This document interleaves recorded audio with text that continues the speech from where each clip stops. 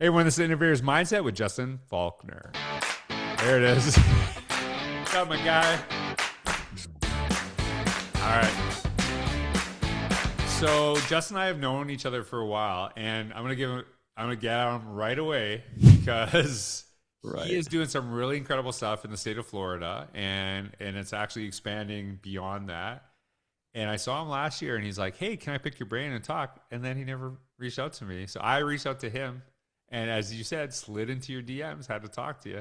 So, but man, we just spent like an hour and 45 minutes catching up, talking education, talking about life. So I really appreciate you, even though you don't appreciate me enough to reach out back. But uh, do you know who connect? You know who connected? Who connected us? Do you know who reminded me to Initially, connect? Yeah, just oh, recently. Amy. Come on, Amy. Yeah. From Amy FAFSA Coleman at FAFSA. Yeah. is the most wonderful person ever. I love her. She loves you.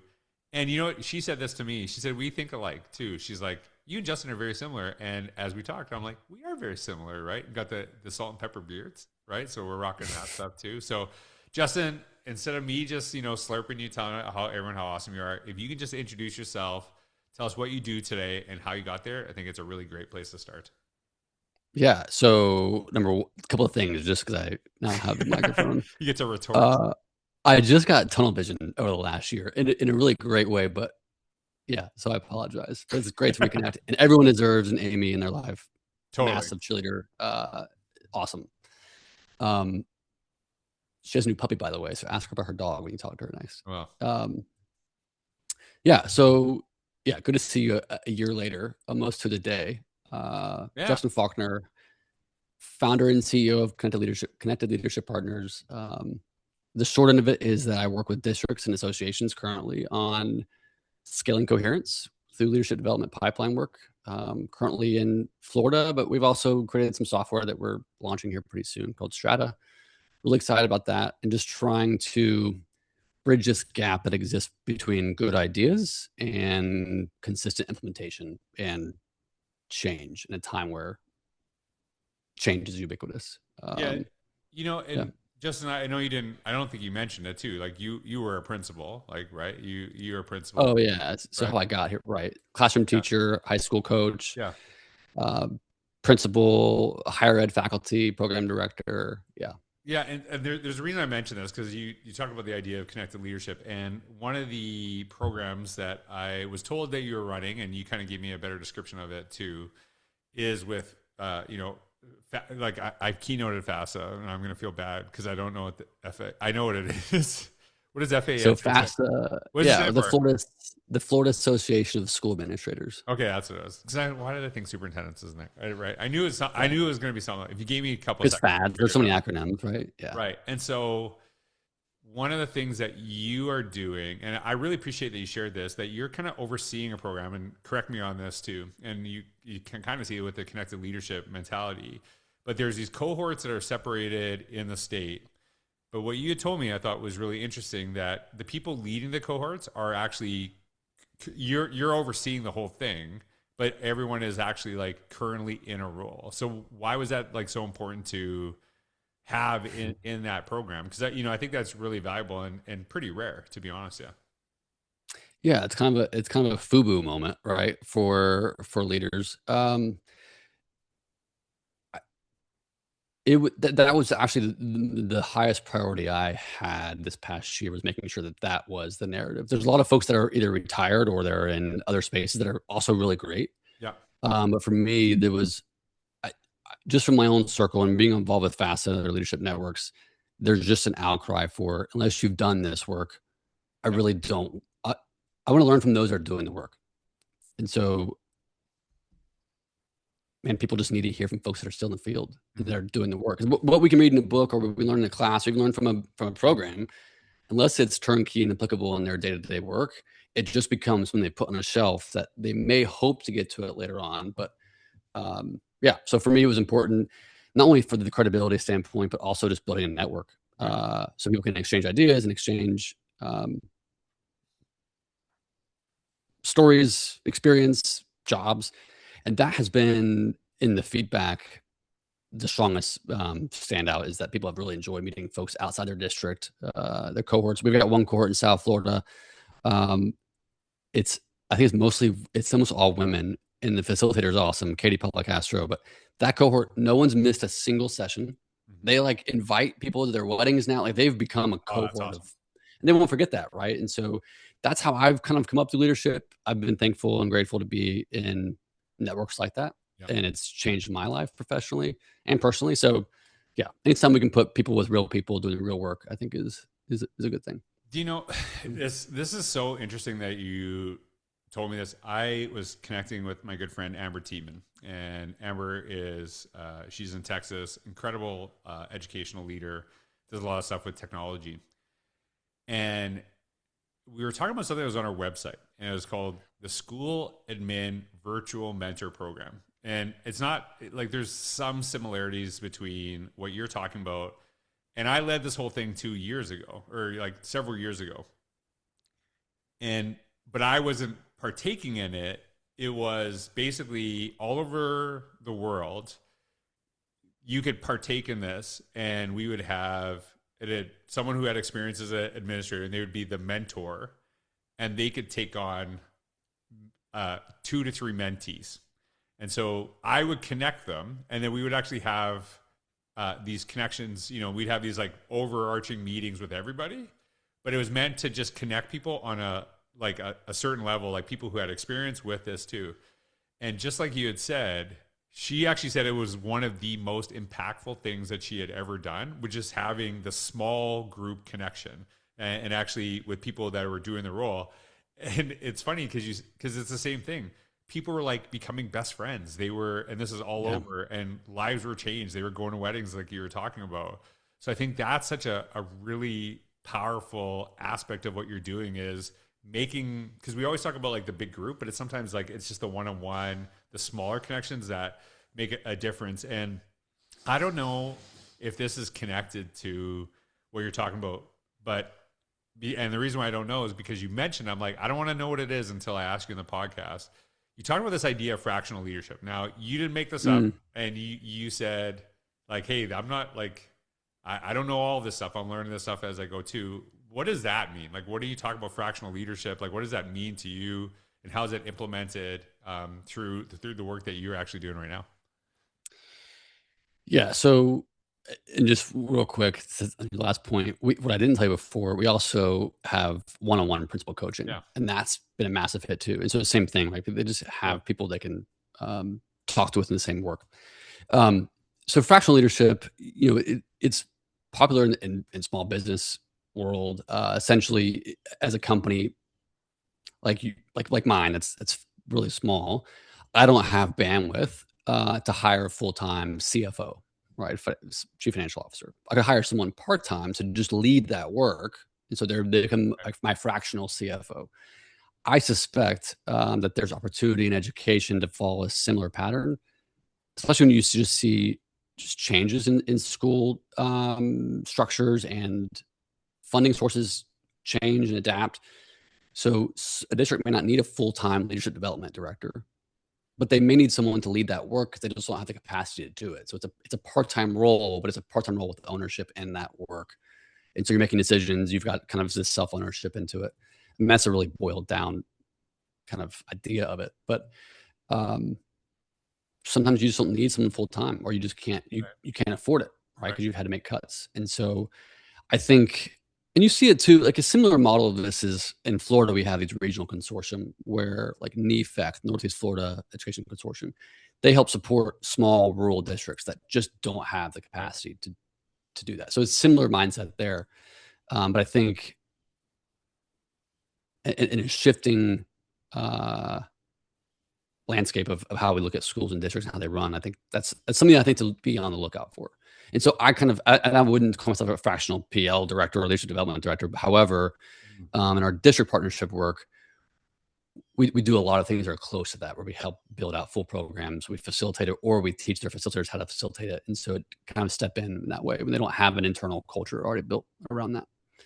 So I gotta ask you this, and maybe I'm totally off tangent here, but you know, as a school principal, like what you're kind of describing, I did that in some capacity with our staff, right? Like the Mhm. idea that, hey, we had like one member of our team, they were a full-time teacher, but we saw some needs in the area of technology.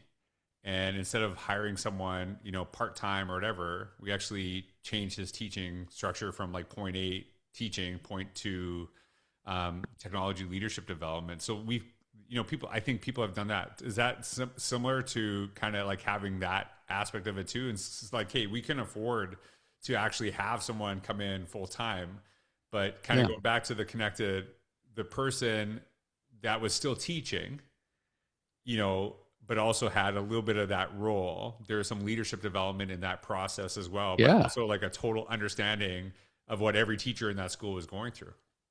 Right. So it gives them a seat at the table, which Yeah. builds capacity. And like, look, I had a school nurse that ran my social media accounts because she, in her personal life, was great at social media. Oh, And that's awesome. so I'm like, hey, you're great at that. And our school needs more of that. Would you, to your point, you make some concessions where you can, and you provide incentive where you can. Yeah, a lot of expertise is already in the building. You just don't need it full time. And so I think it's definitely an age or an era to be creative with solutions. Yeah. And yeah, so I think that on a smaller scale, it's exactly what it feels like. Is how do we leverage strengths and capacity of who we have for the greater good and small roles. You know, and you and I, like, we connected, I think it was 2019. You just sent me a picture. I had very short hair at the time. This is I had pre. all brown hair at the time and a brown beard. Oh, that was you. Yeah, I didn't know that was you yeah, in the picture. But like my emphasis has been on innovation forever. yeah, And when people hear the terminology, it's like, oh, like tech. I'm like, no, no, no. It's exactly what you're talking about. It's the idea of like, hey, we need to think differently about this in leadership, right? Like, hey, we've done this thing, but can we alter some of this stuff and actually create better conditions for our staff, for our community? And it's like, hey, want innovative teachers, but also let's lead the same way we've always led. And one of the things that you and I talked about prior, I think this was really resonated with me, is sometimes the programs for like leadership development is like missing elements that are, maybe this is lack of a better term, are like grounded in the reality of the day today. That's some of the things yeah. that people don't understand. So like, what are you seeing as some of those missing elements, and how are you through your work kind of like addressing them to really help people? Yeah. So in 2023, I was working on my doctorate, and my research was around Florida's principals' perceptions of their preparation program. A lot of P's in the alliteration there. You're like, you Um, got all the acronyms. Everyone, you're like, this is the Northeast, Southwest. it's how my brain locks on to something. I Nice. think it's just being an educator forever. You're You right. just, it's alphabet soup. But I was interested to see, I mean, do school principals really feel prepared from the preparation program? We spend a lot of money on preparation programs. It's required to get certified. Um, but is it really landing the plane the way that it should? And overwhelmingly, the responses were mediocre in terms of how they felt efficacious in the role based on their preparation. And overwhelming across the state, the lowest performance was I don't feel prepared to cope with the stress of this job. Mm, Now, I don't think I'm on a quest to make the job stress free. I'm a big believer that because the job is stressful, it's why you are a leader. That like you are a response to a stressful, complex situation. If you want a stress free environment, don't be a leader. At least full time. right. But what I kind of want to learn and figure out more is what's causing the stress. And I believe sometimes it's because we just aren't actually equipped with things that create better systems. Like, so I think there's a time to think in the box. And I think there's a time to think outside the box. I think there's a place and time for both of that.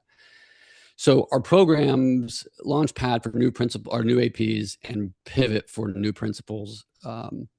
We don't add more to what they've already learned in terms of theory, and we also have research based content and practice and evidence based. But what does it look like in practice today? And so, for example, we might lead you through communicating two ways with parents on social media, and how do you get in front of that instead of on the back end responding to it? And so we work through modules on what that could look like, and we co-create through even some AI tools, like using what we're doing right now in our work. And that has resonated with all of our participants. I think I ran the numbers this morning of over 100 leaders statewide. The feedback every session, like out of 5, was 4.89. In terms of just, I can use this tomorrow. It's 98%, I think, give or take. So how we create that content is listening to leaders. We calibrate every month after we deliver it and say, okay, what went well? What needs support here? How do we restructure this next year? And so all of the facilitators that we have are rock stars. And so they are also actively engaged with sharpening the content based on their dynamics. So we've got folks who are in Broward, which is a massive school district, leading the work. We've got someone in Alachua, which is a really small district. Both those perspectives are important, but they're also could be different. So it's listening to leaders of what they really need. Right. Yeah. When to answer your question. Totally. And when we were like, I did that at a mic when you and I were at FASA. I think you said you were in my breakout session. Yeah. I spoke, shared some ideas with everybody in the keynote, but then the follow up was basically like, hey, can you fill out this form and like, what would you like to talk about? And I always joke about this. Like, if this sucks, it's kind of your fault because this is what you asked for. Right. Right. And right. I think that is something that really matters, is actually asking the people in front of you, like, how, like, what do you need? What can I, because it's like, instead of guessing, I'd rather, like, what do you exactly need? And what I love about what you just shared, it actually matters in a classroom too. The end of the year survey from a teacher has no benefit to the kids that year. Whereas it's like, hey, like, what did you think of this last month? And then taking some of the feedback from your students and maybe altering stuff, it actually benefits your kids right now. I think it's like, it's autopsy to wait to the end of the year, right? Yeah, I can't change anything at that point. What was also unique. That's a great way to term it. And I didn't make that up, and I forget where I picked it up from. So thank you. I love it. Still know where I got it from. But it's in with student data, right? We wait until the end of the year statewide. Well, I can't really do anything about my kids in front of me now, but what was great about the FAFSA work in those 4 regions around the state, one, face-to-face was paramount. That was the game changer for many, was just connecting with people outside of their building versus being on the screen. 2, I was leading the same work at an abbreviated form in a district. So I've been supporting Bay District schools, and I was kind of sandboxing our content with their new APs and new principals. And so a month ahead of time. So I was able to come to our collaborative sessions with our facilitators and say, hey, this worked really well. So be on the lookout for this kind of question that will pop up. Or, hey, if you are short on time because your dialogue went really, really well, scrap this section. So it's just an ultimate sandbox all the time, and it's not fixed. And when we say we listen to feedback and we want them to be thorough and not say critical, but be honest about the experience and what are you taking away? Like, we use that in our construction of our content. It's important. Otherwise, we're just performing and not actually leading the work. So, yeah, and I think that's why you and I connect, is that I kind of want to know what's going on right now. How can I help you best, right? And I told you this before. My experience as an administrator was, I was a restaurant kid who became a school leader. Right. And being in a restaurant, you have to figure out what people need right away. Right. Or they're not coming back. And I think you're implementing it as hospitality, getting to know people, getting to connect with them. So I'm sitting here and I'm like, I have 10 million ideas that I want to to talk to you about after this too. So we're going to go off camera for this, because I think there's so many ways that your work can spread past. By the way, real quick, restaurant kid, I think the experience of being in the weeds as a food service worker was foundational in my leadership preparation journey. Absolutely. I mean, dinner rush, if you're waiting tables, like you are focused on what's in front of you and who's in front of you. Nothing else matters. Like, my inbox doesn't matter at that moment. And so I think sometimes we will confuse our big rocks in our leadership work and say, okay, well, I didn't have time to get in the classroom today because I did this instead. Well, why couldn't you not have time to do those things instead because you had to be in classrooms? Or, Right. and I get it. Some days are just crazy and hairy, and all you can look at is your feet one front for the other. But I do believe that knowing when to anticipate the weeds, how to navigate through them, and without dropping a tray, without misstepping, yeah, I think that was instrumental in my development and leadership. One of the best things. I can tell a little personal story here. So funny. My parents. So I'm the youngest of four. I grew up in the restaurant, but I never worked there, and I was the only one who didn't work there. And I was very into sports. My parents like, if you play sports, then you're good. Yeah. So I never did that. I had taught. I got my teaching degree. Was teaching. I was finishing my master's, but to pay it off, I had to serve on the weekends. And I remember serving at this restaurant on the weekends, and my parents would never, I've never seen them so proud of me. So like, oh, like our little boy's the restaurant kid, even though they knew it was like just temporary, because they knew it was an experience that would be beneficial to what I was doing. But I like, no degree mattered to them as much as me, like, waiting tables on Friday nights so I could pay off my master's, right? And I'll never forget that, just how proud they were. So, because they knew what that would teach you. But dude, I could listen to you all day.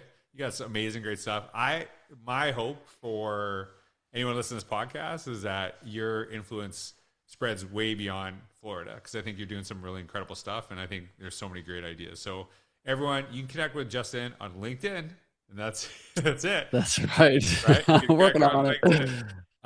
But he has some great stuff, and I'm glad that I slid into your DMs, and so it's probably a terrible way to put that. That's on me. It's not good. No, I love it. That's totally what I did, and I'm glad you did. So I'm glad you did. I screenshotted it. Yeah. Thanks, buddy. All right, everyone, make sure you connect with Justin. Thank you so much for listening, Justin. Thank you so much for your time. I appreciate it. I appreciate you. All right, take care, buddy. Thanks.